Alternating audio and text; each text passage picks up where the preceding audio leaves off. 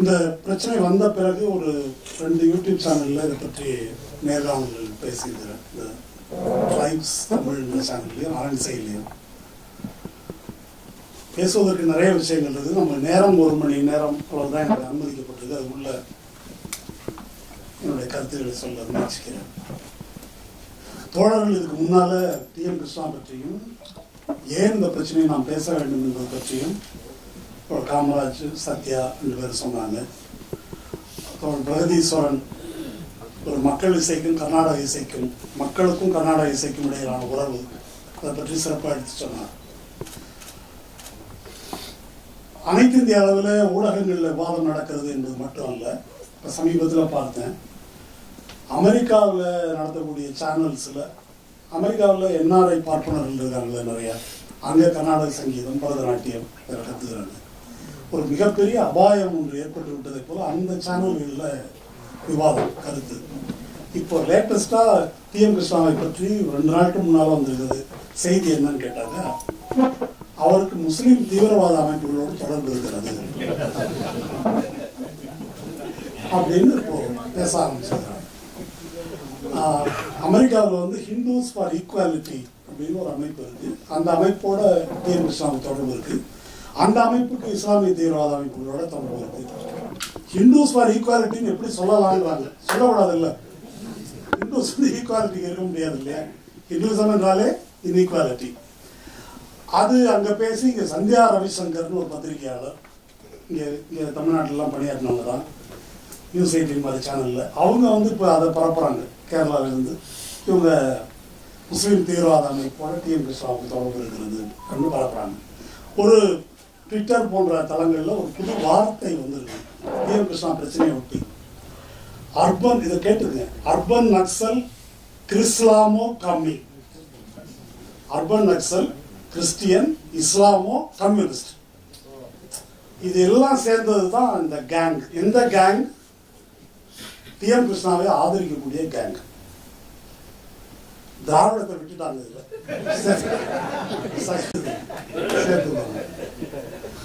அப்போ என்ன நடைபெற்றிருக்கிறது, அவருக்கு ஒரு 8-10 ஆண்டுகளுக்கு மேலாக இந்த மியூசிக் அகாடமியில் பாட முடியாதுன்னு மறுத்த, அதற்கு வெளியே நின்று அதை விமர்சனம் செய்து கொண்டிருந்த, கர்நாடக இசையையும் அந்த மரபையும் வெளியே இருந்து விமர்சனம் செய்து கொண்டிருந்த ஒருவருக்கு மியூசிக் அகாடமி என்ற நிறுவனத்தில், மியூசிக் அகாடமி என்ற நிறுவனம் என்ன?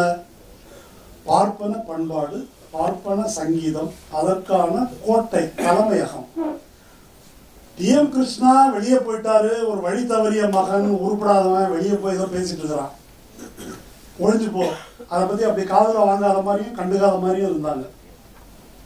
ஆனால் இந்த பீடம் இருக்குது இல்லையா, அதற்கான அதிகார பீடம், அங்கேயே கூப்பிட்டு சங்கீத கலாநிதி நீங்கள் விருது கொடுக்குறீங்கன்னா அப்புறம் நாங்கள்லாம் எங்கே போகிறது அப்படின்றது இவங்களுடைய பார்ப்பன சங்கீத வித்வான்களுடைய கேள்வி. அதாவது காமராஜ் சொன்னார், 1928 மியூசிக் அகாடமி என்ற நிறுவனம் எந்த நோக்கத்துக்காக உருவாக்கப்பட்டதோ, பார்ப்பன பண்பாட்டை, பார்ப்பன விழுமியங்கள் அடிப்படையிலான இசையை, அதுதான் இந்த தேசத்தின் இசை, அதுதான் இந்த தேசத்தின் பண்பாடு என்று நிலைநாட்டுவதற்காக உருவாக்கப்பட்ட ஒரு நிறுவனம். அந்த நோக்கத்தை எதிர்த்து பேசுகின்ற, விமர்சிக்கின்ற, அம்பலப்படுத்துகின்ற ஒரு நபரை கூப்பிட்டு விருது கொடுக்குது. கிருஷ்ணா பேசுனது அல்ல பிரச்சனை உங்களுக்கு, இந்த இன்ஸ்டிடியூஷன் அதை எப்படி ரெகக்னைஸ் பண்ணலாம் என்பதுதான் ரஞ்சனி காயத்ரிக்கு பிரச்சனை, என்பதுதான் ரவிகரனுக்கு பிரச்சனை, என்பதுதான் பாலக்காடு மணியருடைய பேரப்பிள்ளைகள் ராம் பிரசாத் என்ற பாடகர்கள்லாம் பிரச்சனை. அதே நிறுவனம் வந்து இது கம்யூனிஸ்ட் நிறுவனம், இந்து, ராம், முரளி இவங்கெல்லாம் ஒரு கேங்கு. இந்த பிரச்சனையை எப்படி எதிர்கொள்வது? பொதுமக்கள் மத்தியில், அவர்கள் தரப்பு மக்கள் மத்தியிலேயே இதற்கு எதிரான கருத்தை எப்படி உருவாக்குவது அப்படின்னு சொன்னா, கிருஷ்ணா சொல்லுகின்ற விஷயங்களுக்கு மறுப்பு சொல்லி கிருஷ்ணா சொல்வது தவறு, உண்மைக்கு மாறானது, பொய்யானதுன்னு பேசலாம். ஆனா அப்படி பேசுவதற்கு முடியாது அவங்களால. அதை நம்ம பின்னால பார்ப்போம். அதனால அதுக்கு என்ன குறுக்கு வழி அப்படின்னு சொன்னா, பெரியார் ஜெனசைடு, பார்ப்பனர்களை இனப்படுகொலை செய்யறேன்னு பேசினாரு, அவரை பத்தி பாடுகிறார். ராமனை பற்றி தியாகையர் வாழ்நாள் முழுதும் பாடினார், அதற்காகவே வாழ்ந்தார். அந்த ராமனை பாடிய வாயால் இவன் பெரியார பாடுறான். ராமனுக்கு செருப்பு மாலை போட்ட பெரியாரை பாடுகிறான். இதெல்லாம் இப்போ விவாதத்தில் இருக்கிறது. எம்.எஸ். சுப்புலட்சுமி ஒரு மிகப்பெரிய ஐக்கான் இந்த கர்நாடக சங்கீதத்துக்கு. அந்த எம்.எஸ்.ஐ இழிவுபடுத்தி அவர் வந்து பேசுகிறார். என்ன இழிவுபடுத்தி பேசினாரா அதான் நம்ம பின்னால பார்க்கலாம். இழிவுபடுத்தி பேசுகிறார். தியாகையரை இழிவுபடுத்தி பேசுகிறார். தியாகையர் தான் இதுக்கு பிதாமகன். அவர் செயின்ட் தியாகராஜா. அவரை வந்து இழிவுபடுத்தி இவர் பேசுகிறார், விமர்சனம் பண்ணி பேசுறாரு. தியாகையர் பாடிய சில பாடல்கள் ஆணாதிக்கம், சாதி எல்லாம் நியாயப்படுத்துறதுனால அந்த பாடல்களை நான் பாட மாட்டேன் என்று சொல்லுகிறார். அவர் எதற்காக இசை பாடினார் என்பதை பற்றியெல்லாம் இவர் ஒரு விளக்கம் சொல்றாரு. இப்படி அதை கிரிட்டிக்கலா பார்க்கிறாரு. அது வந்து தியாகையரையே அவமதிப்பது, அவரை இழிவுபடுத்துகிறார். இதெல்லாம் தான் நாங்கள் கோபப்படுறதுக்கு காரணம். மற்றபடி மற்றவாழ்லாம் கற்றுக்க கூடாதுன்னு நாங்கள் என்ன சுவராக எழுப்பி இருக்கிறோம். வரக்கூடாதுன்னு நான் சொல்கிறேன். இந்த அகாடமியில் ரஞ்சனி காயத்ரியோ மற்ற எல்லாருமே இதை பேசுகிறாங்க. அவங்க வரதில்லை. ஏன்னாக்கா இது ரொம்ப உயர்ந்த சங்கீதம். இதை புரிஞ்சுக்கிறதுக்கு மூலபலம் வேணும். மூலபலம் ஜாஸ்தி இருக்கிறவங்க மட்டும்தான் இதை புரிந்து கொள்ள முடியும். அதனால மற்றவர்கள் வருவதில்லை. ஆனால் அதை திசை திருப்பி நாங்கள் நான் பிராமணெல்லாம் வர வேண்டாம் அப்படின்னு சொன்ன மாதிரியும் அவர்களையெல்லாம் மட்டமாக நாங்கள் பேசியது போலவும் ஒரு பிராமணர்களுக்கு எதிராக ஒரு துவேஷத்தை கிளப்பி விடுகிறார்கள். இது பொய்யானது, இது பொய், பச்சை பொய் என்று திரும்ப திரும்ப சொல்லுகிறார்கள். இந்த விஷயங்கள் எல்லாம் தெரியாம ஒரு பேசிக் கொண்டிருப்பவர்கள் எல்லாம் இன்றைக்கு டி.எம். கிருஷ்ணாவை ஆதரித்து பேசுறவன் எவனுக்காவது கர்நாடக சங்கீதம் தெரியுமான்னு கேட்கிறாங்க. நான்லாம் 10 வருஷம் 15 வருஷம் 20 வருஷம் நாங்கள் இதுலேயே ஊறினவங்க. அதனால் நாங்கள்லாம் ஆர்டிஸ்ட், இவங்கெல்லாம் ஆக்டிவிஸ்ட். ஆக்டிவிஸ்டுகள் தான் இப்போ கர்நாடக சங்கீத டி.எம். கிருஷ்ணாவை ஆதரிக்கிறார்கள். ஆர்டிஸ்டுகள் யாரும் ஆதரிப்பதில்லை என்று சொல்லுகிறார்கள். இது நமக்கு தெரிஞ்ச ஒரு அலைகள் ஓய்வதில்லை படத்தில் ஒன்று வருது இல்லையா? மீனாவ பெண்ணுக்கு ஒரு பார்ப்பன பெண்ணு, அவரோட பையன் தான் லவ் பண்ணுவார் கார்த்திக் ரதாவை. அந்த பொண்ணை கிண்டல் பண்ணி என்ன போடுறாரு, அதுக்கெல்லாம் ஞானம் வேணும், ஞானம் வேணும் டோய். அதுதான் இப்போ நம்ம சொல்கிறாங்க, அதுக்கெல்லாம் ஞானம் வேணும் டோய், உங்களுக்கெல்லாம் ஞானம் கிடையாது, அதை பற்றி பேச முடியாதுன்னு சொல்லுகிறாங்க. இப்போ அந்த ஞானத்தை பற்றி தான் நம்ம பேசணும். டி.எம். கிருஷ்ணா 2 நூல்கள் எழுதியிருக்கார் முக்கியமாக. ஒன்று சதர்ன் மியூசிக். சதர்ன் மியூசிக் என்று கர்நாடக இசையின் வரலாறு கடந்த 2 நூற்றாண்டுகளில் அது எப்படி பார்ப்பனர் அல்லாதாரிடமிருந்து, சில வேளைகளில் இஸ்லாமியர்களிடமிருந்து எப்படி பார்ப்பனர்கள் கைக்கு அது கொண்டு வரப்பட்டது, அது எப்படி பார்ப்பன மயமாக்கப்பட்டது என்பதை ஹிஸ்டாரிக்கலாக எழுதியிருக்கிறார் இந்த சதர்ன் மியூசிக். அந்த புத்தகம் 2013 வெளியாயிருக்கு. 2020 2வது ஒரு நூல் எழுதியிருக்கிறார். அந்த நூல் மிருதங்கம் என்ற இசை கருவியை பற்றியது. அந்த மிருதங்கம் என்ற இசை கருவி எப்படி உருவானது, அதன் பின்புலத்தில் இருக்கிற பார்ப்பனர் அல்லாதார் யார், தலித்கள் யார், அவங்க தான் அந்த கருவியை உருவாக்கினார்கள். அவர்களுடைய இசை ஆற்றல் என்ன, அதை எப்படி இவர்கள் இருட்டடிப்பு செய்திருக்கிறார்கள், அவர்களை எப்படி புறக்கணித்து வெளியேற்றி இருக்கிறார்கள், அவர்களை எப்படி தாழ்வாக நடத்தி இருக்கிறார்கள் என்பதையெல்லாம் நேர்காணல்கள் மூலமும் உரிய தரவுகள் மூலமும் 2 நூல்களில் எழுதியிருக்கிறார். ஒரு நூல் 2013 வந்திருக்கு, 2வது நூல் 2020 வந்திருக்கு. இந்த 2வது நூல் வரும்போது அது பேர் செபாஸ்டியன் அண்ட் சன்ஸ்.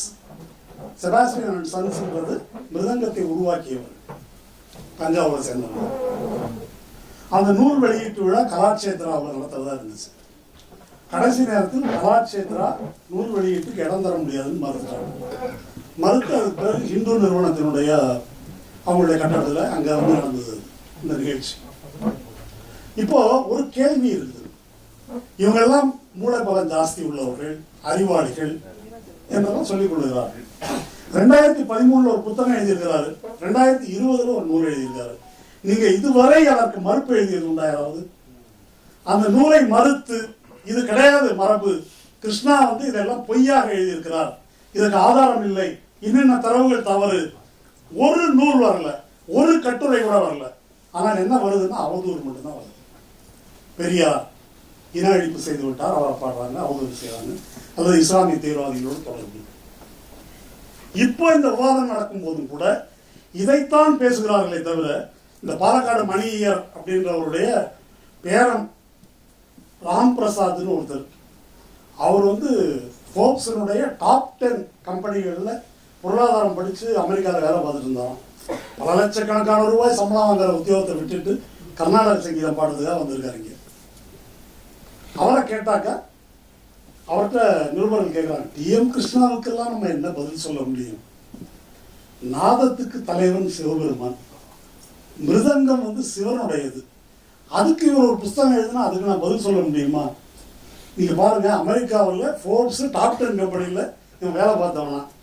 ஆனால் என்ன நினைச்சிட்டு இருக்கிறாங்கன்னா, 6 பேக் சிவபெருமான் ஒருத்தர் கைலாசத்தில் உட்கார்ந்து இருக்கிறாரு. ஆமா, ஜக்கியாசிவம் ரெடி பண்ணி வச்சிருக்காருல்ல, அது மாதிரி 6 பேக் சிவபெருமான் கைலாசத்திலேயோ எங்கேயோ ஒரு இடத்துல இருக்காரு. அதையே ஒத்துக்கல, ஒன்றை நான் எப்படி பேச முடியும்ன்றான்.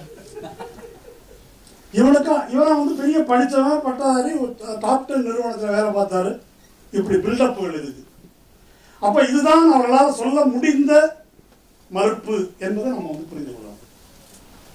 அப்ப அறிவுபூர்வமாக, அறிவியல் பூர்வமாக அவர்களால் எந்த விடையையும் இந்த கேள்விகள் எதற்கும் அவர் எழுப்புகின்ற எந்த கேள்விக்கும் சொல்ல முடியவில்லை. கேள்விகளை கிருஷ்ணா தான் இப்பதான் முதல் முறையாக எழுப்புகிறார் என்பதல்ல. பல தமிழிசை ஆய்வாளர்கள் தமிழிசையிலிருந்து களவாடப்பட்டது தான் இது கர்நாடக இசை என்பது பற்றி பல நூல்களை எழுதியிருக்கிறார்கள். அது எல்லாத்துக்கும் ஒரு இறுக்கமான மௌனத்தின் மூலம் எல்லாத்தையும் அவர்கள் இருட்டடிப்பு செய்து வந்தார்கள். இப்போ அந்த கோட்டைக்குள்ளே இருந்தே இது வந்து எழும்பி இருக்கிறது. அதையும் மௌனத்தால் நிராகரித்தார்கள். ஆனால் இப்போ அவார்டு கொடுத்தவொடனே இது வேற வழி இல்லை. பிரச்சனை வெடிக்கிறது, பேச வேண்டிய ஒரு கட்டாயம் வருகிறது. அப்போ இந்த வரலாறு என்பது என்ன, அது ஒரு சுருக்கமான ஒரு பார்வையில் நம்ம இந்த விஷயத்தை புரிந்து கொள்ளலாம், பொதுவாக தெரிஞ்சுக்கணும். இப்போ தமிழ்நாட்டினுடைய வரலாறை எடுத்துக்கொண்டால், ஒரு பல்லவர் காலம், அவங்க வேற மன்னர்கள் அந்த பீரியடில் வந்து பாலி மொழி, சமஸ்கிருதம், பௌத்த சமணம் இதெல்லாம் செல்வாக்கு செலுத்திய காலம் அது முடிந்தது. பிறகு சேர சோழ பாண்டியர்கள், சோழர் காலத்தில் இந்த தேவாரம் போன்ற தமிழிசைகள் ஊக்குவிக்கப்பட்டன ஒரு பக்கம். ஆனால் அதை விட அதிகமாக பார்ப்பனர்கள் வந்து பீகாரிலிருந்தும் காஷ்மீரத்திலிருந்தும் இறக்குமதி செய்யப்பட்டார்கள். வேத பாடசாலைகள் ஊக்குவிக்கப்பட்டன, தமிழ் கல்வி அல்ல. இதெல்லாம் அந்த காலத்தில் நடைபெற்றதை நாம் அறிவோம். இருந்தாலும் தமிழுக்கு ஒரு இடம் என்று இருந்தது என்பது அந்த காலகட்டம். 13ஆம் நூற்றாண்டிலிருந்து விஜயநகர பேரரசு வருது. அதற்கு பிறகு விஜயநகர பேரரசின் வீழ்ச்சி, அதில் விஜயநகர பேரரசினுடைய கவர்னர்களாக ஆளுநர்களாக இருந்த நாயக்கர்கள் அவங்க மன்னர்களாகிறார்கள். இவங்க எல்லாருமே தெலுங்கை தாய்மொழியாக கொண்டவர்கள். அதற்கு பின்னால மராத்திய சிவாஜியினுடைய வம்சத்தார் மராத்திய படையெடுப்பு வருது. அப்புறம் தமிழகம் குறிப்பிட்ட சில பல பகுதிகள் வந்து மராத்திய மன்னர்களின் கீழே வந்து இருக்குது. அப்புறம் வெள்ளைக்காரன் வந்துடுறான், கொஞ்சம் ஆற்காடு நவாப் போன்றவர்கள் இருக்கிறாங்க. இப்போ இது எதுக்காக சொல்கிறான் அப்படின்னாக்கா, வெகு நீண்ட காலத்துக்கு ஏறத்தாழ 3-4 நூற்றாண்டுகளுக்கு மேலாக ஆட்சி செய்கின்ற மன்னர்கள் வந்து இது தமிழர் அல்லாதவர்களாக, தமிழ் மொழி பேசாதவர்களாக, தெலுங்கை தாய்மொழியாக கொண்டவர்களாக இருக்கிறாங்க. அப்போ அரசவையில் அதுக்கு தான் செல்வாக்கு இருக்குது. முன்னே சோழர்கள் வந்து அங்கேருந்து பார்ப்பனர்களை வரவழைச்சா இவங்க வந்து ஆந்திராவிலிருந்து கர்நாடகாவிலிருந்து அப்படியெல்லாம் பார்ப்பனர்கள் உள்ளே வராங்க. இப்போ இது வந்து அரசவை மொழியாக, அரசனிடம் செல்வாக்கு பெற்ற மொழியாக அப்படி இருக்குது. அப்போ இந்த தெலுங்கு கீர்த்தனைகள் அப்படின்றது வருவதற்கு இது ஒரு முக்கிய காரணமாக இருக்கு. இதுதான் நம்முடைய மரபா என்றால் இல்லை. தொல்காப்பியத்திலிருந்து சிலப்பதிகாரத்திலிருந்து தமிழிசைக்கான மரபு இருக்குது. அதற்கு பின்னாலே தேவார மும்மூர்த்திகள் அவங்களுடைய இசை, அதில் தமிழிசைக்கான நேரடியாக ஆதாரபூர்வமான குறிப்புகள் இருக்கின்றன. இதையெல்லாம் ஆய்வுபூர்வமாக இதையெல்லாம் நிறுவி இருக்கிறார்கள். 1917 ஆப்ரஹாம் பண்டிதர் என்ற ஆய்வாளர் தஞ்சாவூரில், அவர் வந்து நாடார் சமூகத்தை சேர்ந்தவர், கிறித்தவர். அவர் வந்து இந்தியா முழுதும் 5 இசை மாநாடுகளை நடத்தியிருக்கார் சொந்த செலவில் போய். அந்த மாநாடுகளை நடத்தி கர்நாடக இசை என்று அழைக்கப்படும் இந்த இசை தமிழ் இசைதான் என்று நிறுவியிருக்கிறார். கருணாமிருத சாகரம் என்ற நூலை எழுதியிருக்கிறார். இந்த மாநாட்டுகள்லாம் அவருடைய பெண்களை வீணையில் பயிற்றுவித்து பெண்களை கூட்டும் போய் டெமான்ஸ்ட்ரேஷன் பர்ஃபார்மன்ஸ் எல்லா இடத்துலையும் நடத்தியிருக்கிறார். இந்த நூல் வந்து ஒரு பெரிய நூல், அது ஏறத்தாழ 1500 பக்கம் நினைக்கிறேன். 1917 வெளியாகுது கருணாமிருத சாகரம் என்ற நூல். அந்த நூலில் இது எப்படி தமிழிசை மூலத்திலிருந்து களவாடப்பட்டது தான் கர்நாடக இசை என்பதை நிறுவுகிறார். அவர் நிறுவனது மட்டுமல்ல, அதை கொண்டு போய் திருவையாறில் இருக்கிற சமஸ்கிருத கல்லூரி முதல்வரிடம் கொடுத்து, நாராயண சாஸ்திரின்னு ஒருத்தர், அவர்கிட்ட கொடுத்து இந்த ஆய்வை பற்றி நீங்கள் என்ன சொல்கிறீங்க சொல்லுங்கள் அப்படின்னு கருத்து கேட்குறார். அவர் முன்னுரை எழுதுகிறார். பார்ப்பனர்கள் பொதுவாக அந்த காலகட்டத்திலேயே இந்த இசை எங்களுடைய இது என்று சொல்வதற்கு அவர்கள் கொடுத்து வந்த ஆதாரம் என்பது என்ன அப்படின்னு கேட்டிங்கன்னாக்கா, சரிகம பதனி என்ற சொற்கள் இருக்குது. சா என்றால் சஜ்ஜம், ரீ என்றால் ரிஷபம், கா என்றால் காந்தாரம், மா என்றால் மத்தியமம், த தெய்வதம், நீ நிஷாதம். இதிலிருந்தே தெரியலையா இது எங்களுது தான்ட்டு என்பதுதான் அவர்கள் சொல்லி வந்த விளக்கம். இவையெல்லாம் இடுகுறி சொற்கள், குறியீட்டு சொற்கள். இது உங்களுடையது என்று நிறுவுவதற்கானது அல்ல என்பதை ஆய்வுபூர்வமாக சொல்கிறாரு. அந்த நாராயண சாஸ்திரி அதை ஏற்றுக்கொண்டு, ஆமாம் இது திராவிட சங்கீதம், அதை இந்த வரியை நான் படித்து காமிக்கிறேன், இப்படியே இருக்கிறது.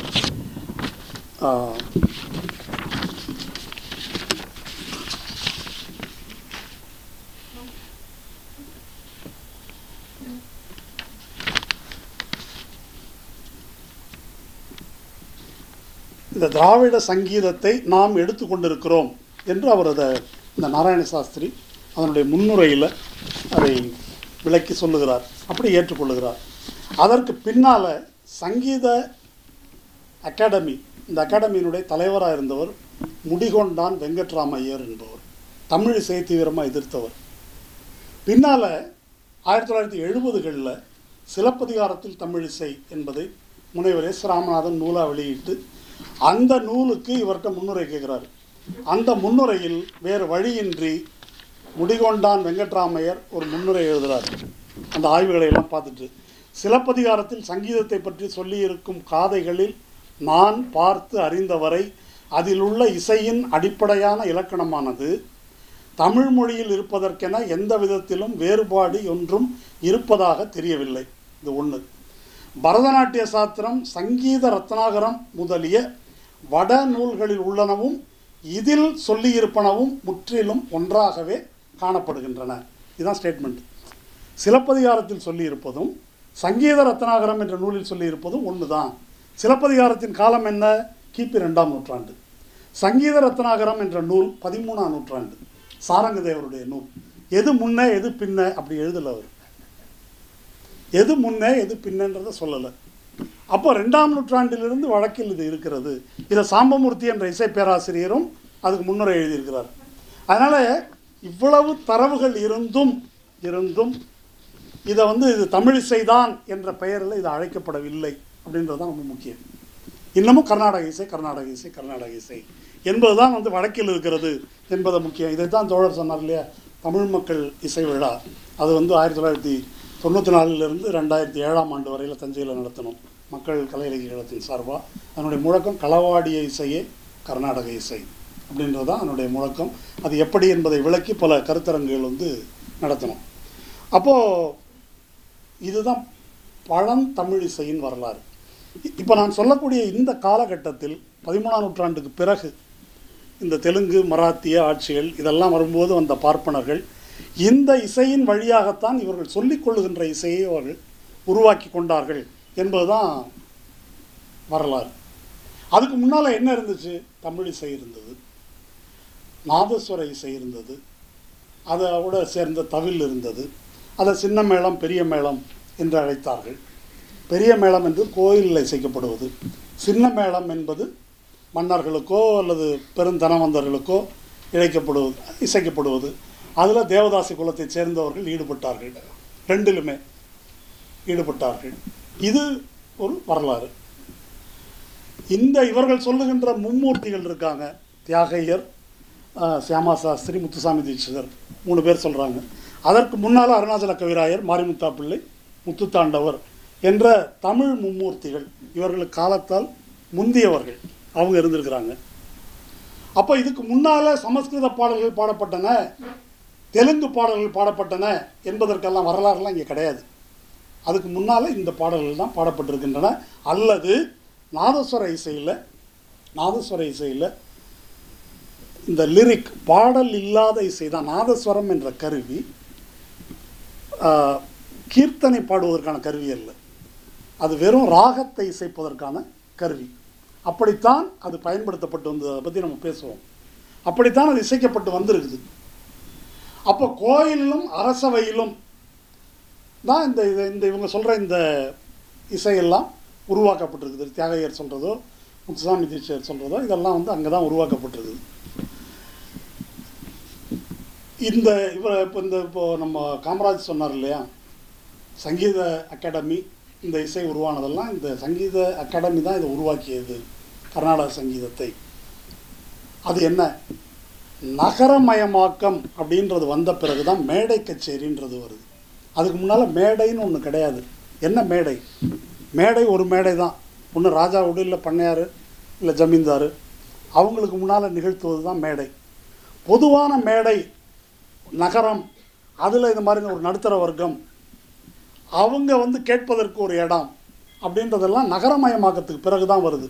அது 20ஆம் நூற்றாண்டின் ஆரம்ப பகுதி தான். அந்த காலகட்டம் வரையிலும் இப்போது இந்த கர்நாடக சங்கீதம் என்று இவர்கள் அழைக்கின்ற இந்த இசையின் கருவிகள், மிருதங்கம், வயலின், இதெல்லாம் இசை வேளாளர்களிடம் மட்டும்தான் இருந்தது. இது கிருஷ்ணா பதிவு பண்ணுறாரு. இது ஒரு மறுக்க முடியாத வரலாறு. அவங்கள்ட்ட மட்டும்தான் அது இருந்தது. பாடகர்களாகவும் அவர்கள் இருந்தார்கள். வீணையும் அவங்கள்ட்ட தான் இருந்தது. எம்.எஸ். சுப்புலட்சுமியுடைய அம்மா வீணை தனம் சண்முக வடிவு, அவங்க வந்து ஒரு இசைக்கலைஞர், வீணை தனம்மாள்னு இருந்தாங்க. அப்போது மற்றவர்களிடம் இந்த இசை இல்லை, இவர்களிடம் தான் இருந்தது என்பதற்கு போதிய தரவுகள் இருக்குது. 1920 வரைக்கும் அதை தரவுகளோடு கிருஷ்ணா வந்து பதிவு பண்ணுறாரு அந்த நூலில். அதுக்கு பிறகு என்ன நடக்குது, அந்த காலகட்டத்தில் தான் நகரமயமாக்கத்தை ஒட்டி பார்ப்பனர்கள் நகரத்துக்கு வருவது வந்து நடக்குது. முக்கியமாக சென்னை, அங்கே வர்றதுக்கு வந்து நடக்குது. இதற்கு முன்னால் இந்த பார்ப்பனர்கள் என்னவா இருக்கிறாங்க? இப்போ தியாகையர் இருக்காரு, தியாகையருடைய காலம் வந்து 1847 இறந்துடுறாரு. அவர் 1767 பிறகுறாரு நினைக்கிறேன். இதுதான் அவருடைய பீரியட், 1767 to 1847. நம்ம 1947 ஒரு நூற்றாண்டுக்கு முன்னால் இறந்துடுறாரு. ஏறத்தாழ சமகாலத்தவர்கள் தான் மற்ற முத்துசாமி தீட்சிதர், சாமா சாஸ்திரி, இவங்கெல்லாம். அப்போ அவங்க எங்கேருந்து இசையை எடுத்துக்கொண்டார்கள், எங்கேருந்து கற்றுக்கொண்டார்கள் ஒரு கேள்வி இருக்குது. அதை பற்றி இப்போ அவர் சொன்ன ஜப்பானிய ஆய்வறிஞரை பற்றி எழுதியிருக்கார். சின்ன மேளம், பெரிய மேளம், இந்த இந்த இசையினுடைய வரலாறு பற்றி எழுதியிருக்கார். அவர் இசை வேளாளர்கள்ட்ட போய் வந்து கேட்குறாரு. அவங்க என்ன சொல்கிறாங்க அப்படின்னாக்கா, முத்துசாமி தீட்சிதருக்கு நாதஸ்வர வித்வான்கள் அவரோட இன்டராக்ஷனில் இருந்தாங்க. சின்ன மேளம், பெரிய மேளம், இவங்கெல்லாம் முத்துசாமி தீட்சிதரோட தொடர்பில் இருந்தார்கள். அவர் திருவாரூரில் இருக்கார். அப்போ லிரிக்கு, பாடலை முத்துசாமி தீட்சிதர் எழுதினார், இசையமைப்பதை நாதஸ்வர வித்வான்கள் செய்தார்கள் என்பது ஒரு தரப்பினருடைய கூற்று.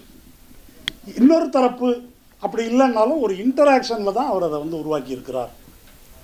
தியாகையர் திருவையாற்றில் தேவாரம் மற்றும் நாதஸ்வரம் இசைப்பவர்களிடமிருந்து தான் ராகங்களை டெவலப் பண்ணியிருக்கார். ஏனென்றால் அதுக்கு முன்னால் பியூரான ராகம், பியூர் ராகம், கீர்த்தனம் இல்லாத, பாடல் இல்லாத ராகம் என்பது அதை டெவலப் பண்ணி வாசிக்கிறது இருக்கு இல்லையா, அது நாதஸ்வரத்தில் தான் இருக்குது. அது வந்து இந்துஸ்தானி இசையில் இருக்கிறத நம்ம பார்க்குறோம். இந்துஸ்தானி இசையில் ஷெனாயிலையோ மற்ற வாத்தியங்கள்லையோ வாய்ப்பாடல்லையோ லிரிக் இருக்காது, பாட்டு அப்படி தேவையில்லை, ஒரு ராகத்தை டெவலப் பண்ணி பாடுவாங்க. அப்படி பாடுவது வந்து அந்த கருவியில் இருந்திருக்குது. அப்போ அந்த கருவி வழியாகத்தான் இவர்கள் வந்து அந்த மாதிரி அதுக்கான ஸ்கோப் அதை தெரிந்து கொண்டார்கள். அதுக்கு மேலே தான் இவங்க வந்து லிரிக்கை எழுதுகிறாங்க. இப்படி தான் இது உருவாகி இருக்கிறது என்ற ஆய்வை அவர் 3 சோர்ஸ் சொல்கிறாரு. எப்படி இந்த கர்நாடக இசை என்று சொல்லிக்கொள்ளும் இந்த இசையை இவர்கள் எங்கிருந்து உருவாக்கி கொண்டார்கள் என்பதை அந்த ஜப்பானிய ஆய்வாளர் எப்படி குறிப்பிடுறாருன்னா, 1 நாதஸ்வரம், 2 அரசவைகளில் நிகழ்த்தப்படுகின்ற நிகழ்ச்சி, 3வது சதிர், தேவதாசிகளுடைய சதிர். இந்த 3லேருந்து தான் வந்து இவங்க இதை டெவலப் பண்ணியிருக்கிறாங்க. அரசவையில் என்ன நடத்தப்பட்டது அப்படின்னு சொன்னாக்க, அரசவையில் இந்த மராட்டிய, தெலுங்கு இவங்கெல்லாம் வந்த பிறகு மகாராஷ்டிராவிலேருந்து இந்த பக்தி பாடல்கள், கதா காலட்சேபம்ன்றாங்கல்ல, அது நிகழ்த்துவது வந்து ஒரு அப்போ தான் புதுசாக வருது உள்ள தஞ்சாவூருக்குள்ளே. அதுவும் இதுக்குள்ளே வந்து இணையுது. அதில் தான் வந்து கடவுளை பாடுவது, இது பண்ணுறது, ராமாயணம், மகாபாரதம், இந்த கதையை சொல்கிறது, இது எல்லாத்தையும் சேர்த்து தான் வந்து இவங்க இதை உருவாக்குகிறார்கள் இது அப்போ இதெல்லாம் என்ன 20ஆம் நூற்றாண்டினுடைய தொடக்கத்தில், அந்த தொடக்கம் வரையிலும் இதெல்லாம் இசைவேளாளர் சமூகத்திடமிருந்து தான் இருக்கிறது. கிருஷ்ணா எழுதுகிறாரு 1907 தான் பார்ப்பன பெண்களுக்கோ ஆண்களுக்கோ இசை சொல்லிக் கொடுக்கக்கூடிய ஒரு பள்ளி, கர்நாடிக் மியூசிக் சொல்லிக் கொடுக்கறது 1907. அப்போ தான் முதல்ல எங்கள் சென்னையில் முதல்ல உருவாக்குறாங்க. அப்போது மகா பெரியவா என்ன சொல்கிறாருன்னா, நம்ம பொண்ணுங்கள்லாம் பாடக்கூடாது வெளியே, அது தேவதாசிகளுடைய இது, மேடை ஏறக்கூடாது, நம்ம மேடை ஏறி பாடக்கூடாது, மேடை ஏறி ஆடக்கூடாது, ரொம்ப கண்டிப்பாக சொல்கிறாரு. தோழர் பாரதியாரை பற்றி கோட் பண்ணார். சங்கீத விஷயம்னு ஒரு கட்டுரை இல்லை, இந்த கீர்த்தனங்கள் இப்படியே இருக்குது, புரியலை, தமிழில் பாடணும், இதெல்லாம் எழுதுகிறாரு. ஆனால் குடும்ப பெண்களுக்கு சங்கீதம் தெரிஞ்சிருக்கணும்னு பாரதியார் எழுதுகிறாரு. ஆனால் குடும்ப பெண்கள் மேடை ஏறணும்னு எழுதலை அவர். அப்போ மேடை ஏறி பெண்கள் பாடக்கூடாது அப்படின்றது அதுக்குள்ளேயே இருக்குது. இதுதான் மகா பெரியவாளுடைய உத்தரவாகவும் இருக்குது. நீங்கள் 1929 தான் தேவதாசி ஒழிப்பு ஒரு கடுமையான போராட்டத்துக்கு பிறகு இங்கே சென்னை இதில் சட்டசபையில் நிறைவேறுது 1929. இந்த தேவதாசி ஒழிப்பு நிறைவேறும் போது ஒரு பெரிய பிரச்சனை வருது. நகரங்களிலும் சரி கிராமங்களிலும் சரி அந்த பெண்களிடம் இசை கலை இருக்கிறது, இன்னொரு பக்கம் அவங்க கேடாக பயன்படுத்தப்படுகிறார்கள். இப்படி ஒரு சூழல் இருக்குது. இந்த ரெண்டாவது அம்சத்தை வைத்து தான் தேவதாசி ஒழிப்புன்றது அமலாகுது. தேவதாசி ஒழிப்பு அமலான பிறகு அதில் நிறைய சிக்கல்கள் வருது. அதை பற்றி பெரியார், முத்துலட்சுமி ரெட்டி இவங்களுக்கு இடையில் நடந்த இதெல்லாம் இருக்குது. அவங்களுக்கு இந்த தொழிலை செஞ்சால் தான் உனக்கு கோயில் மானியம்னு இருக்குது. அப்போ ஒழிச்சிட்டாக்க நாங்கள் பிழைக்கிறதுக்கு எங்கே போவோம், இதை எடுத்துட்டாக்க இந்த மாதிரி கிரைசிஸ் எல்லாம் இருந்திருக்குது. ஆனால் இப்படி ஒழிக்கப்பட்ட பிறகு என்ன ஆகுதுன்னா, அவங்க இதில் இந்த இசை கலை இதிலேருந்து போயிடுறாங்க. பெண்கள் ஆண்கள் இருக்கிறாங்க. அந்த ஆண்கள் இந்த நாதஸ்வர வித்வான்களா தவில் வித்வான்களா மட்டுமல்ல, நட்டுவனார்கள்னால் யார், இதை இந்த டான்ஸ் டைரக்டர் என்ன சொல்கிறது, கொரியோகிராஃபர் அவங்க தான் நட்டுவனார்கள். அப்படி இருக்கிறாங்க. இப்படி ஆன பிறகு அந்த பீரியடில் தான் இவங்க உள்ளே வராங்க. இந்த சதிர் என்பது தஞ்சாவூர் நால்வர்னு சொல்லுவாங்க. அவர்களால் இசை வேளாளர்களால் உருவாக்கி வளர்க்கப்பட்ட சதிர் என்ற அந்த நடனம், அதுக்கு புது பேர் வருது பரதநாட்டியம்னு. பெண்கள் இவங்க கற்றுக்கிறாங்க, பார்ப்பன பெண்கள் இதை கற்றுக்கொள்வது வருது. இசையிலும் அவர்கள் இது மாதிரி கொண்டு வர்றாங்க. இந்த காலகட்டத்தை பற்றி பார்க்கணும். நீங்கள் 1900 இந்த பீரியட் இந்திய வரலாறுல ரொம்ப முக்கியமான காலகட்டம். அப்போ தான் இந்த பார்ப்பனர் அல்லாதார் அறிக்கை வருது, அப்போ தான் ஜஸ்டிஸ் பார்ட்டி உருவாகுது, அப்போ தான் அங்கே ஆர்எஸ்எஸும் உருவாகுது. அந்த பீரியடில் தான் அப்போ தான் கோயில் நுழைவு போராட்டங்கள் நடக்குது. அப்போ தான் சேரன்மாதேவி குருகுலம் பிரச்சனை காங்கிரஸ் உள்ள பெரியார் சேரன்மாதேவி குருகுலத்தில், காங்கிரஸ் பணத்தில் நடக்கிற ஒரு குருகுலத்தில் பார்ப்பனருக்கு ஒரு பந்தி, பார்ப்பனர் அல்லாதாருக்கு ஒரு பந்தி என்ற தீண்டாமை அமல்படுத்தப்படுவது வருது. அந்த தீண்டாமை அங்கே மட்டும் இல்லை, டிஎம் கிருஷ்ணா பதிவு பண்ணுறாரு. ஒரு பழனி சுப்பிரமணிய பிள்ளை ஒன்று மிகப்பெரிய மிருதங்க வித்வான். அவர் இந்த பாலக்காடு மணியரை விட சிறந்த வித்வான், கான்டெம்பரரி, அவருடைய சமகாலத்தவர். அந்த பழனி சுப்பிரமணிய பிள்ளையிடம் பார்ப்பனர்கள் சீடர்களாக இருக்கிறாங்க. அவர் இசைவேளாளர் சமூகம். செம்மங்குடி சீனிவாச ஐயருக்கு அவர் வாசிக்கிறதுக்கு போகிறார். இதெல்லாம் டைரெக்டாக பேட்டி எடுத்து அவர் பதிவு பண்ணியிருக்காரு. புதுக்கோட்டையில் கச்சேரி முடிந்த பிறகு சாப்பாடு செம்மங்குடி சீனிவாச ஐயருக்கும் பழனி சுப்பிரமணிய பிள்ளையின் பார்ப்பன சீடர்களுக்கும் முதல் பந்தி, குருவுக்கு தனியாக 2வது பந்தி, சூத்திரர்கள். இது இப்படி தான் நடந்திருக்குது. அவர் எப்படி காலம் முழுதும் புழுங்கினார் என்பதை, தன்னுடைய சாதி இப்படி இருக்குன்ற காரணத்தினால் தான் இப்படி நடத்தப்பட்டோம் என்பது குறித்து பழனி சுப்பிரமணிய பிள்ளை எப்படி புழுங்கினார் என்பதை அவர் பதிவு பண்ணுறார். நாதஸ்வர வித்வான்கள் நின்று கொண்டு தான் வாசிக்க வேண்டும் என்ற மரபு தான் இருந்தது. இவருடைய பிரபலமான தியாகராஜர் ஆராதனை விழான்னு ஒன்று நடத்துகிறாங்க இங்கே திருவையாறில். அங்கே நாதஸ்வர வித்வான்கள் உட்கார்ந்து பாட அனுமதி கிடையாது, நின்று தான் வாசிக்கணும். அல்லது கோயில் அந்த சாமி வெளியே போகுது இல்லையா, உலா போகுது இல்லை, அப்போ முன்னால் நடந்து வாசிக்கிட்டே போவாங்க. உட்கார்ந்து வாசிப்பதற்கு, அதான் இப்போ அவர் சொல்லும்போது பெரியார் இதை சொன்னார்ல, தோளில் துண்டு போட்டு மேலக்காரங்க வாசிக்கக்கூடாது, தோளில் துண்டு போடக்கூடாது. இப்படித்தான் அவர்கள் நடத்தப்பட்டார்கள். திருவாவடுதுறை ராஜரத்னம் பிள்ளைன்னு இருந்தார். மிகச்சிறந்த ஒரு கலைஞர். தோடி ராஜரத்னம் பிள்ளை, தோடி ராகத்துக்கு அவர் தான் அப்படிம்பாங்க. அந்த மாதிரி ஒரு கலைஞர். அவருடைய போராட்டத்துக்கு பிறகு தான் இந்த உட்கார்ந்து வாசிக்கின்ற உரிமையை பெற்றார்கள் இசைவேளாளர் சமூகம். இப்போ இதெல்லாம் வரலாறு. இது வந்து ரொம்ப பழைய வரலாறு மட்டும் இல்லை, ரொம்ப ஒரு கேவலமான விஷயம். ஆனால் நம்ம அதை கடந்து போகக்கூடாது. முக்கியமாக கலைஞரை பற்றி எப்படி பேசுவாங்க மேடையில் நீங்கள் பார்த்துருக்கீங்க. அவருடைய சாதியை சொல்லி இசைவியலாளர்கள் 2 இருக்குது. நேரடியாக இசை இது மட்டும் பண்ணுறவங்க. வட தமிழகத்தில் மருத்துவர் சமூகமும் இந்த இசைவியலாளர் இதுவும் ஒன்றா இருந்திருக்குது. அதனால் எஸ்.எஸ். சந்திரன் போன்ற நாலாந்தர பேச்சாளர்கள்லாம் நீ திருவாரூர்லேருந்து வரும்போது என்ன எடுத்துகிட்டு வந்த, ஒரு தகர டப்பாவும் இதுவும் அப்படின்னு மேடையில் பேசுவது, நீ என்ன குலாம்னு பேசுகிறது, இப்படி இழிவுபடுத்தப்பட்ட ஒரு சமூகம். இந்த பின்புலத்தில் நாம் இதை வந்து புரிந்து கொள்ளணும். அதெல்லாம் அந்த காலம், இன்றைக்கி இல்லை என்று பல நேரங்களில் பேசுகிறாங்க. இப்போ இந்த பிரபல கர்நாடக இசைக்கலைஞர் சுதா ரகுநாதன், அந்த அம்மா பொண்ணு ஏதோ ஒரு ஆஃப்ரோ அமெரிக்கன் கருப்பின இளைஞனை கல்யாணம் பண்ணிட்டோன்னே அவங்கள ரொம்ப கேவலப்படுத்தி எல்லாம் பண்ணாங்க. அப்போ முற்போக்காளர்கள் தான் அவங்களுக்கு சப்போர்ட்டாக இருந்தாங்க. இப்போ அந்த அம்மா சொல்லுது, அது ஒரு கோயிலுக்குள்ளே போகிறோம், கர்ப்பகிரகத்துக்குள்ளே எல்லாரும் போயிட முடியுமா? அந்த மாதிரி தான் இது. இந்த அனாலஜி வந்து நல்லா இருக்குது, ஒப்பீடு. இதுதான் அவங்க சொல்ல வர்றது. கருவறைக்குள்ளே எப்படி சூத்திரன் போக முடியாதோ அது மாதிரி இதுக்குள்ளே நீ வர முடியாதுன்னு அவங்க சொல்கிறாங்க.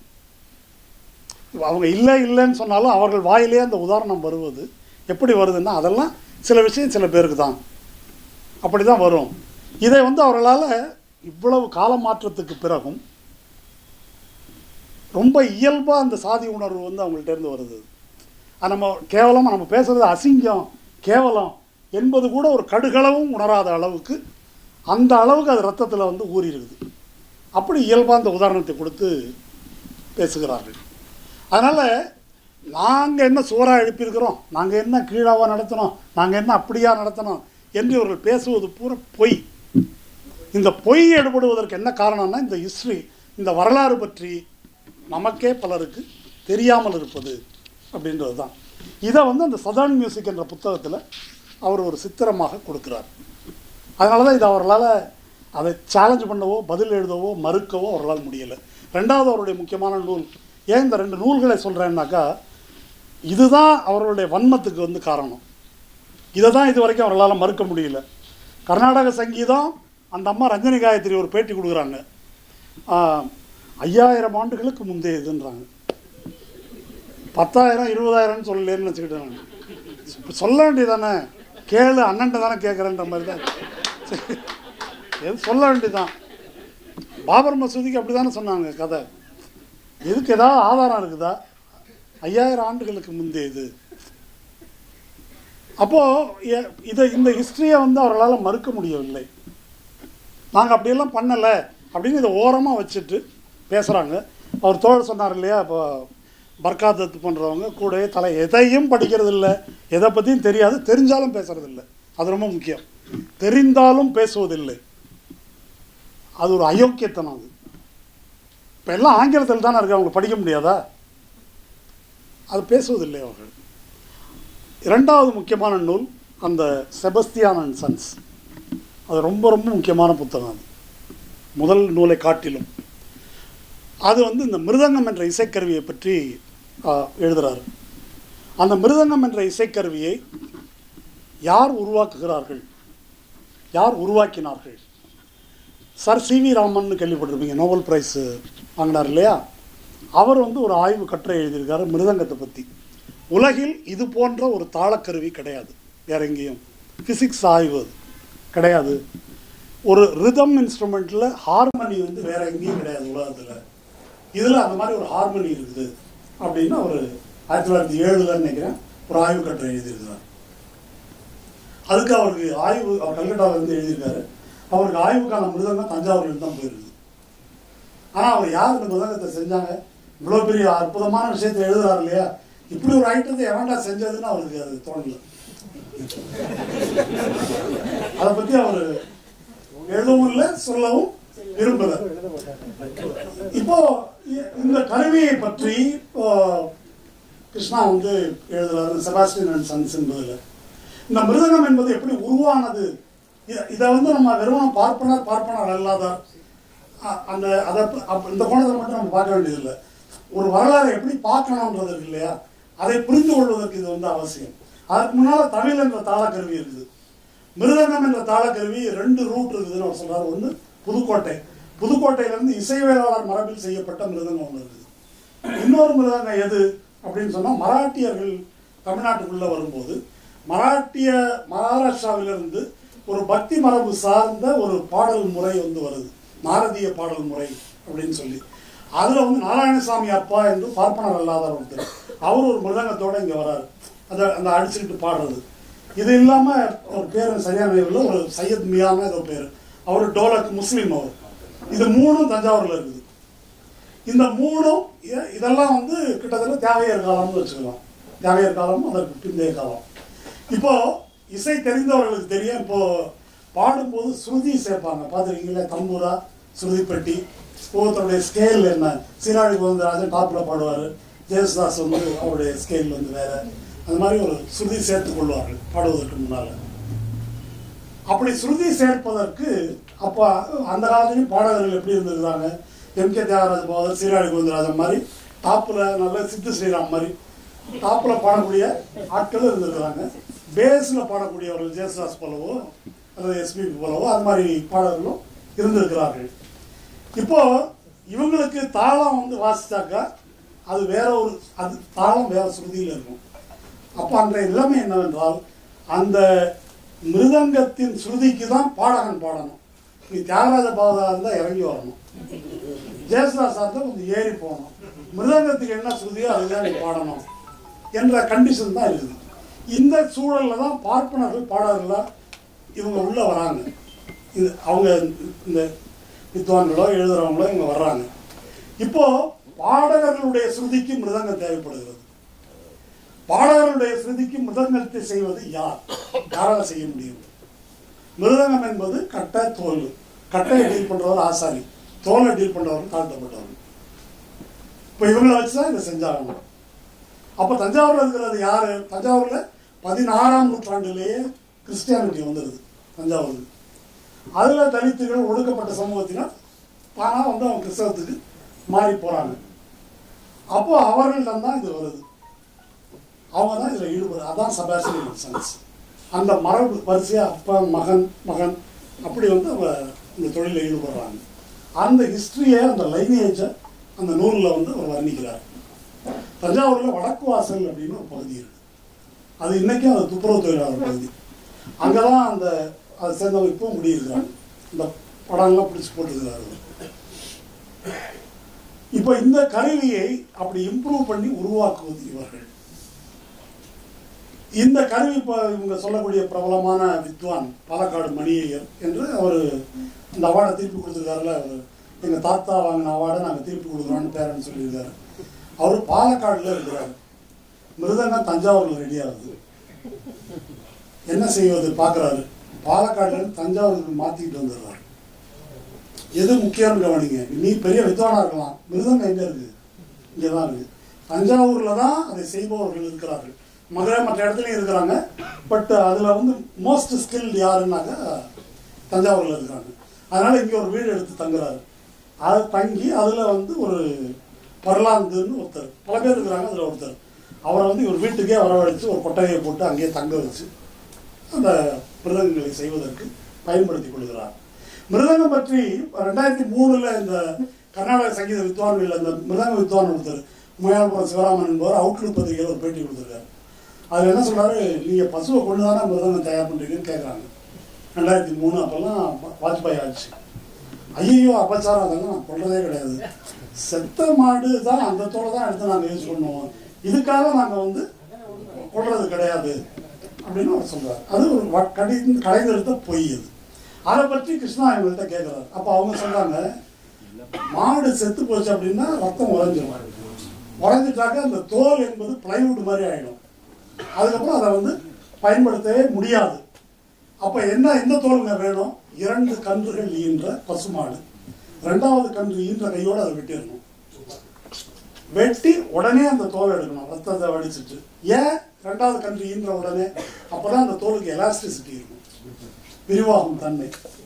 அப்படி தான் எடுக்கணும். இதை அப்படிதான் இந்த மிருதங்கம் தயாரிக்கிறோம். மிருதங்கத்தில் 3 தோல்கள் இருக்குது. இரவு மாட்டு தோல் இருக்குது, ஆட்டு தோல் இருக்குது, இந்த தோலும் இருக்குது. இதை வைத்துத்தான் செய்கிறோம். இதை மறுப்பார் இல்லை. இதை பற்றி அவர்கள் எப்பொழுதும் அதை அம்பலப்படுத்துவார் அவர். அப்புறம் அதுக்கு நிறைய கதைகள் நிறைய சொல்றாரு, உங்களுக்கு நேரம் இல்லை. பாலக்காடு மணியர் இவங்கள்ட்ட காசை கொடுத்துருவாரு, தோலில் அவங்க ரெடி பண்ணி கொண்டு வரணும். ஒரு எடுத்துக்காட்டு சொல்கிறேன். அவர்கிட்ட 60 மிருதங்கம் இருந்துச்சான் பாலக்காடு மணியர்கிட்ட. எதுக்கு 60 மிருதங்கம்? ஒவ்வொரு பாடகருக்கும் ஒரு மிருதங்கம். அந்த பாடகருடைய குரல் டிம்பர்னு சொல்லுவாங்க. டிம்பர்னா மரத்தில் அந்த ரேகை ஓடுது இல்லை, அப்படி அந்த குரல் அதுக்கு தகுந்த மிருதங்கம். அதை வச்சு தான் அவர் வாசிப்பார். அதனால தான் அவர் பெஸ்ட்டு. அப்போது அவ்வளவு பேருக்கும் மிருதங்கம் அதை தயாரித்து நீங்கள் இந்த இடத்துல ஒரு விஷயம் யோசிச்சு பாருங்க. ஒரு பாடகருக்கு தகுந்த மிருதங்கத்தை தயார் செய்து கொடுக்கிறார் அந்த குரலுக்கு ஏற்ப அப்படின்னாக்க, இந்த மிருதங்கத்தை தயார் செய்பவன் இருக்கான் இல்லையா, அவனுடைய ஆற்றல் என்னவா இருக்கணும்? அன்னைக்கு பேப்பர் கார்டு கிடையாது, பதிவெல்லாம் கிடையாது. இந்த பர்லாந்தோ செபாஸ்டியனோ ஆல்காட்டானோ இதில் சொல்ல பல கேரக்டர்ஸ் அவங்க கச்சேரிக்கு போவாங்க. அங்கே அரியக்குடி ராமானுஜயங்கார் பாடுவார், இல்லை யாரோ ஒருத்தர் பாடுவார். அதை அப்படி கேட்பாராங்க இந்த பர்லாந்து. ரைட் சாமி செஞ்சிடறேன் அப்படின்னு. அவ்வளோதான். காதில் அது இறங்கிடுது. காதில் அதை சேமித்துக் கொள்ளுகிறார். சேமித்து கொண்டு இந்த ரிதம் இன்ஸ்ட்ருமெண்ட்டை செய்கிறார். ஹார்மோனிக் இன்ஸ்ட்ருமெண்ட் நம்ம குரலில் இருக்கக்கூடிய பல இழைகள் இருக்குது. அந்த இழைகள் அதில் எப்படி கொண்டு வராங்க? அதுக்கு தகுந்த தோல் மட்டும் இல்லை, மிருதங்கத்தில் நடுவில் கருப்பா ஒரு வளையம் இருக்கும், பார்த்துருப்பீங்க. அதை தொப்பின்னு சொல்லுவாங்க. அந்த இடம் அது என்ன அப்படின்னு சொன்னால், தஞ்சாவூர் பக்கத்தில் ரெட்டிப்பாளையம்னு ஒன்று இருக்குது, தப்பாட்டத்துக்கு புகழ்பெற்ற ஊர் அது. அந்த ரெட்டிப்பாளையத்தில் ஒரு கல் கிடைக்குது. அந்த கல் தான் அதுக்கு ஒர்க் ஆகும். அந்த கல்லை எடுத்து கொண்டு அதை பொடியாக நுணுக்கி அதை சோறோடு கலந்து பிசைந்து, அதுக்கு பேர் சாதம்னு சொல்கிறாங்க. அதை இந்த தோல் மேலே ஏற்றுவது, அதுக்கப்புறம் வாறு பிடிக்கிறது, இதெல்லாம் செய்து அது தயாரிக்கப்படுது. இதை இப்படி காதில் வாங்கின அந்த ஒலியை வைத்து கொண்டு இதை இவர்களால் செய்ய முடிந்திருக்கிறது அப்படின்றது ரொம்ப முக்கியமானது. இதெல்லாம் இப்படியெல்லாம் செஞ்சுருக்கிறாங்களே அப்படின்னு சொல்லிட்டு இவர் ஒரு மிருதங்க வித்வான்ட்ட நேரம், இப்போ உயிரோடு இருக்கிற மிருதங்க வித்வான் தான், மேலப்புறம் சிவராமன் நினைக்கிறேன், இப்போ இருக்காரான்னு தெரியல. அவர்கிட்ட இவர் போய் பேட்டி கேட்குறாரு. இந்த மிருதங்க கலைஞர்கள் மிருதங்க செய்கிறாங்களே அவங்கள பற்றி என்ன நினைக்கிறீங்க? இல்லை, நாங்கள் பாடுறதை பார்த்து அவங்க செய்கிறாங்க, பாடுறதை கேட்டு அவங்க செய்கிறாங்க. அவங்கள்ட்ட கேட்குறாரு, எப்படி நீங்கள் இதை செய்கிறீங்க? அவங்க அவங்களுக்கு இந்த என்ன சொல்கிறது, இந்த ஆணவம்லாம் இல்லை. பல கச்சேரி கேட்குறோம், அவங்களுக்கு கேட்குறத அப்சர்வ் பண்ணி நாங்கள் செய்கிறோம். இது முரண்பாடு எங்கே வருது அப்படி சில இடங்களை அவர் சொல்கிறார். ராஜமாணிக்கம் என்று ஒரு தலித் இதை செய்யக்கூடியவர், அவருக்கும் ஒரு மிருதங்க வித்வானுக்கும் ரேட்டு கூட்டி கேட்குறாரு. விலைவாசி ஏறி போச்சு அப்படின்னு. பாலமுரளி நான் கச்சேரிக்கு வாசிக்க போகிறேன், ஒரு மிருதங்க ரெடி பண்ணு அப்படின்றாரு. ரேட்டு கூட்டி கேட்குறாரு. ரேட்டு என்ன இவ்வளோ கேட்குற? அப்போ நீ செஞ்சு கொடுத்தா அது 15 வருஷம் நிற்குமா, 10 வருஷம் நிற்குமா அப்படின்னு ஏழாவடமாக இவர் கேட்குறாரு. இவர் அதுக்கு மேலே பொறுக்க முடியாமல், நான் எல்லாம் செஞ்சு கொடுப்பேன், கரெக்டாக சாதம் வச்சு பாலமுரளி கிருஷ்ணா குரலுக்கு நான் செஞ்சு கொடுப்பேன், நீங்கள் காசு எனக்கு வர வேண்டிய காசை நீங்கள் வாங்கிடுவீங்க அப்படின்னு சொன்னதோட அந்த கான்ட்ராக்ட் பிரேக் ஆகிடுது. எடுத்தெறிஞ்சு பேசிட்டார்ல, பிரேக் ஆகிடுது.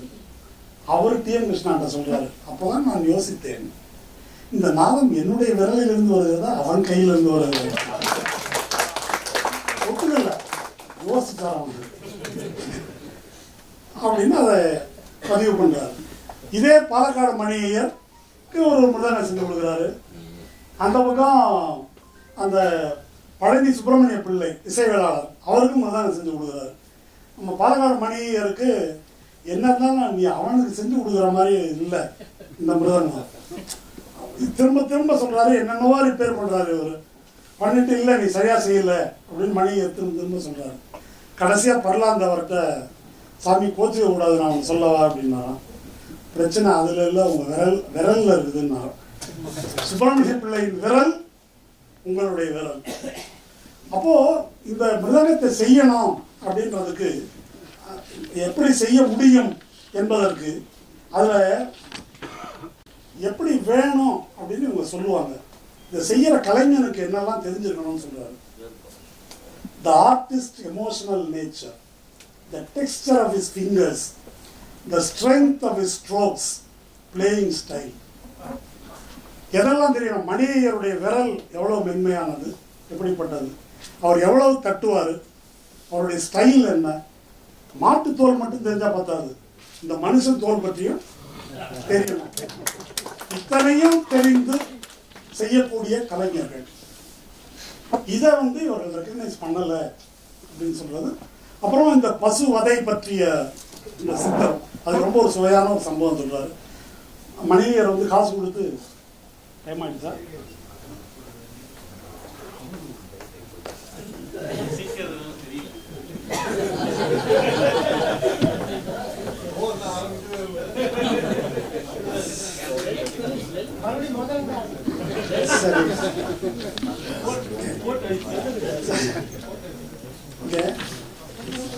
கொஞ்சம்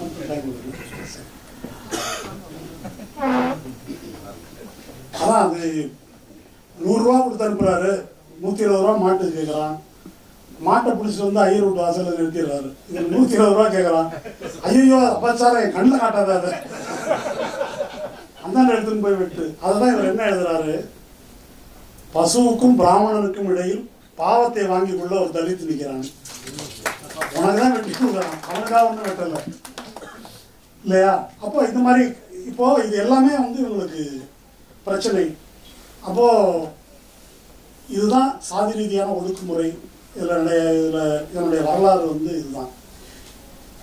இதை தான் எம்.எஸ். சுப்புலட்சுமி பற்றி விவரிக்கிறார். எம்.எஸ். சுப்புலட்சுமி பற்றி அவங்க திட்டேன்னு சொல்றாங்க. எம்.எஸ். சுப்புலட்சுமி என்ன சொல்லியிருக்காருன்னா, அவங்க ஒரு தேவதாசி குலத்தில் பிறந்தவர்கள். அவரை இந்த இவர் கல்யாணம் பண்ணிக்கிறாரு, அவருடைய சதாசிவம் கல்யாணம் பண்ணிக்கிறார். சதாசிவத்துக்கு ஏற்கனவே திருமணமாக 2 பிள்ளைகள் இருக்கிறாங்க. அவங்க இறந்துடுறாங்க, 2ஆம் தரமாக வராங்க இவங்க.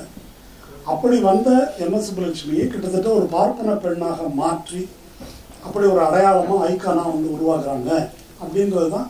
அப்படி உருவாக்கி அவங்களுக்கு இயல்பாக இருந்த இசையாற்றலை அவர்கள் கெடுத்து விட்டார்கள் என்பதுதான் அவர் எழுதியிருக்கிறார். அப்படி எப்படி யூஸ் பண்ணிக்கிட்டாங்க, இப்படி பொம்மநாட்டிகள் பாடக்கூடாதுன்னு சொன்னவர் ஒரு தேவதாசி பெண்ணை எப்படி மகாபெரிவா பயன்படுத்தி கொண்டார். அவர் பாட்டு எழுதி கொடுக்குறாரு ஐநா சபையில் போய் பாடுறதுக்கு. ஏனென்றால் இன்றைக்கு இளையராஜாவை எப்படி உயர்த்துகிறார்களோ அந்த காரணத்துக்காக தான் எம்.எஸ். சுப்புலட்சுமியை அன்றைக்கு உயர்த்தி இருக்கிறார்கள் என்பதை நாம் பார்க்கணும். அதனால இதுதான் இந்த இசை. இதை பற்றி நிறைய இருக்குது, நான் ஜம்ப் பண்ணி முடிக்கிறது பார்க்குறேன். இதை ரொம்ப உயர்ந்த இசை ரசனை என்றெல்லாம் ரொம்ப உருட்டாங்க. அப்படி இது ஆன்மீக இசை, இதுதான் பெரிய பிரச்சனை. இது பெரிய தலைப்பு. இது இந்த ஆன்மீக இசை அப்படின்றது தியாகையர் இந்த ஆன்மீக இசை எழுதுகின்ற காலம் சர்வோஜி மன்னனுடைய காலம். சர்வோஜி மன்னன் ஒரு பென்ஷன் ராஜா, வெள்ளைக்காரனுக்கு. அந்த காலத்தில் தான் நம்முடைய கட்டபொம்மன், சின்னமருது இவங்கெல்லாம் போராட்டம் நடத்துறாங்க. ஒரு பெரிய படை திரட்டி கொண்டு சர்வோஜிக்கு இந்த நாட்டை மீட்டு உங்களை கொண்டு வெள்ளைக்காரன் பிடிங்க உங்களுக்கு கொடுக்குறேன் அப்படின்னு சர்வோஜிக்கு லெட்டர் அனுப்புறாங்க, தூதர் அனுப்புறாங்க. அந்த தூதரை பிடிச்சி உள்ள வச்சிடறாங்க. இது சர்வோஜி மன்னன், ஒரு அடிமைத்தனம் மிக்க மன்னன். அந்த காலத்துல இப்படி ஒரு அடிமைத்தனம் கோலச்சும் காலத்தில் இது எதுவும் தியாகையருக்கு இல்லை. அவர் ராமா ராமா. அது ஒரு சமூகம் சீரழிந்து அழுகி கொண்டிருந்த ஒரு காலம். அந்த காலத்துல தியாகையருக்கு, பார்ப்பனர்களுக்கு இந்த சமூக விஷயங்களை பற்றி பாட தோன்றவில்லை. ஆனால் யாருக்கு தோன்றியது என்றால், இந்த 2007 தமிழ் மக்கள் இசை விழா நடத்தும் போது இந்த ஒரு விடுதலை போரின் வீரமரபுன்னு ஒரு நிகழ்ச்சி நடத்தணும். அதுல மருது சோதரர்களை பற்றி கேட்கறது காளையார் கோவில் பக்கம் போய் பார்த்த போது அப்போ மக்கள் எழுதியிருக்காங்க பாட்டு. காளையார் கோவில் காட்டுக்குள்ளே காகம் பறக்காத சூரஞ்செடி, சூரஞ்செடிக்குள்ள சண்டை நடக்குது, திரண்டு வாருங்க அண்ணன்மாரே. இது மருது சண்டை நடத்துற போது எழுதின பாட்டு, இன்னும் இருக்குது. ஆனா இதை பற்றி பாட வேண்டும் என்ற ஈடுபாடோ அக்கறையோ இந்த பிரிவினருக்கு இல்லை. எங்களது ஆன்மீகம் உயர்ந்தது, நீங்கள் தான் லௌகீகம். இப்ப இவர் பாடியிருக்காரு, கிருஷ்ணா சொல்லிட்டாரு, இந்த ராமன் கோயில் திறந்தாங்க அப்போ தியாகையர் பாட்டு ஒன்று பாடினார். அவர் நடந்து நடந்து நீ அயோத்திக்கு சென்றாலும் ராமன் அங்கே இல்லை, உன் உள்ளத்தில் இருக்கிறான்னு பாடியிருக்காரு. இதை நக்கலுக்காக இவர் டி.எம். கிருஷ்ணா இப்போ அர்த்தம் சொல்லி அதை கிண்டல் செய்கிறார். நீங்க ஒரு அநியாயமாக இடிக்கப்பட்ட ஒரு அரசியல் நடவடிக்கை. அந்த கோயில் வந்து ஆன்மீக நடவடிக்கையோ மத நடவடிக்கையோ அல்ல. அதை வந்து கொண்டாடுறீங்க நீங்கள், இத்தனை பேரும் அதை ஆதரிக்கிறார்கள். அவர் அதற்கு எதிராக அதை அம்பலப்படுத்தி பேசுகிறார் என்பதை அவர்கள் வந்து ஆன்மீகத்துக்கு எதிரானதாக சித்தரிக்கிறார்கள். ஏன் பெரியார பாடுறேன்னு கேட்குறாங்க. நாங்கள் இப்போ நம்ம 2 பேரை அவங்க வந்து ஒரு கச்சேரிக்கு ஒரு பட்டுக்கூடாது. எனக்கு தெரிஞ்சு ஜெயலலிதாவோட அதிகமான பட்டுக்கூடாது. லிப்ஸ்டிக்கு, நகை, பட்டுக்கூடாத கேட்டால் ஆன்மீகம். என்ன ஆன்மீகம் அது? இந்த மியூசிக் அகாடமி அவங்களே கிண்டல் பண்ணி எழுதுவாங்க. மியூசிக் அகாடமியில் கச்சேரி கேட்க வராங்களா, இன்னைக்கு என்ன டிஃபன் போண்டாவா, இதுக்கு தான் அங்கே போகிறது அவங்க. என்ன அதனால அது அல்ல அவங்களுடைய பிரச்சனை. இப்போ ஏன் பெரியார் பாடுறேன்னு கேட்பவர்கள் இப்போ இளையராஜா 80வது பிறந்த நாளுக்கு இந்த அம்மா 2 பேரும் பாட்டு பாடியிருக்காங்க. இது சோயானது இது மட்டும் சொல்லி முடிச்சுக்கிறாங்க. பாட்டு பாடியிருக்காங்க. அதை இளையராஜா உட்காந்து கேட்டு ஒரு 2 மணி நேரம் நான் உலகத்தையே மறந்து விட்டேன். இப்படி ஒரு விஷயம் நான் கேட்டதே இல்லை. இவர் தான் எப்பவுமே உலகத்தை மறந்தானது.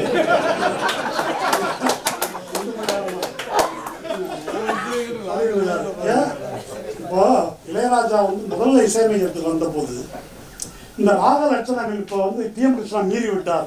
கர்நாடக இசையில இந்த இலக்கணங்களை மீறி விட்டார், அதை மீறிட்டாரு, இதை மீறிட்டாருன்றாங்க.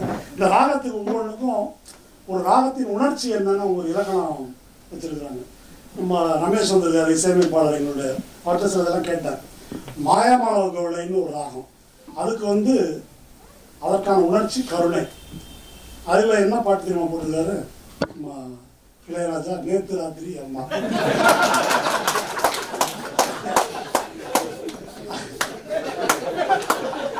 அடுத்தது சுபபந்தூராளின்னு ஒரு ராகம். சுபபந்தூராளி ராகத்துக்குரிய உணர்ச்சி துயரம், சோகம். அதுல என்ன பாட்டு தெரியுமா? 1000 தாமரை மொட்டுகளே. மத்தியமாவதின்னு ஒரு ராகம், அது நண்பகலில் பாட வேண்டிய ராகம் அவர்களுடைய இலக்கணப்படி. அந்த பாட்டுல என்ன, அதோட வெஸ்டர்னை கலந்து நிலா காய்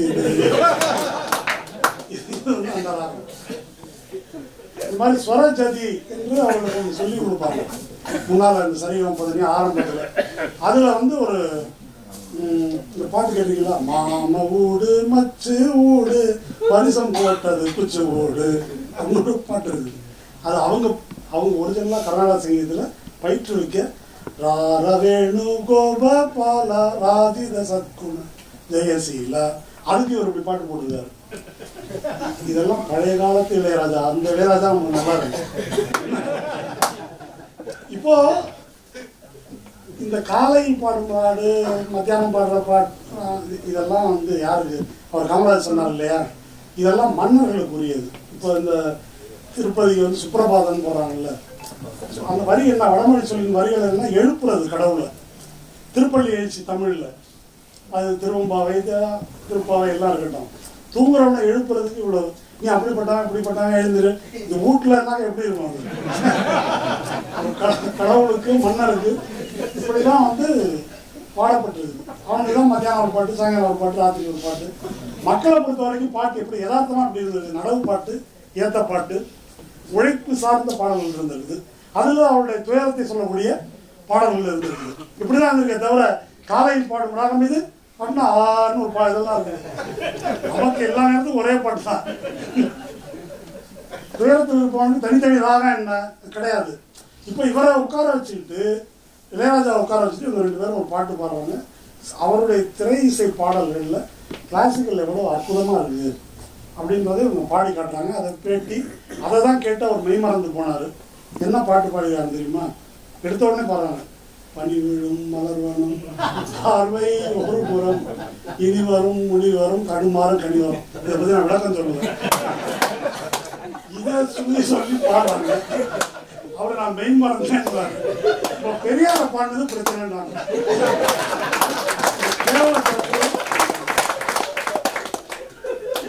இந்த விருதை வேண்டாம்னு சொல்லியிருக்கிற ரவிக்கிரண், அவர் வந்து சாகித்ய அகாடமி விருது வாங்கினவர். அவர் எனக்கு வேணாம் அப்படின்னு சொல்லிட்டாரு. அவர் அமெரிக்காவில் இருக்காரு. அவன் எப்படி ஆளுன்னு பாருங்க. அவன் வீட்டுல சிக்கின ஆளு. வீட்டுல சிக்கி அகாடமியில் பாடக்கூடாதுன்னு வச்சிருக்காங்க. இது ஒரு தகுதி அவருக்கு.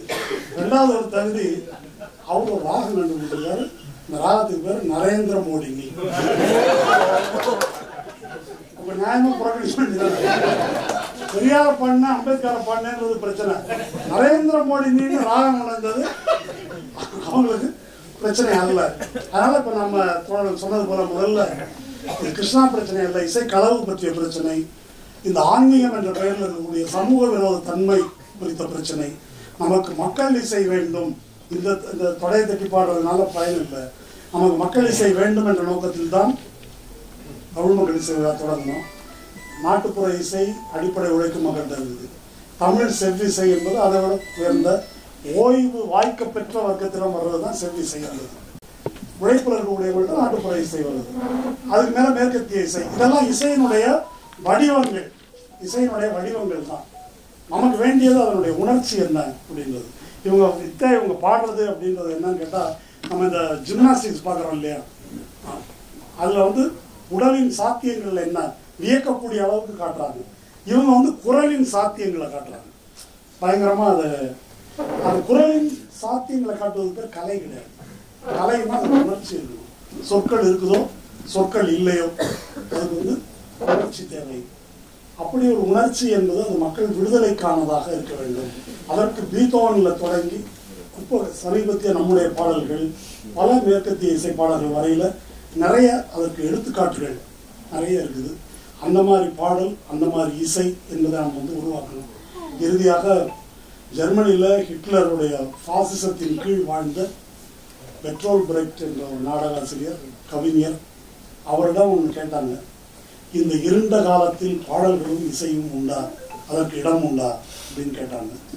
இடம் உண்டு, அது இருண்ட காலத்தை பற்றியதாக இருக்க வேண்டும் அப்படின்னு சொன்னாங்க.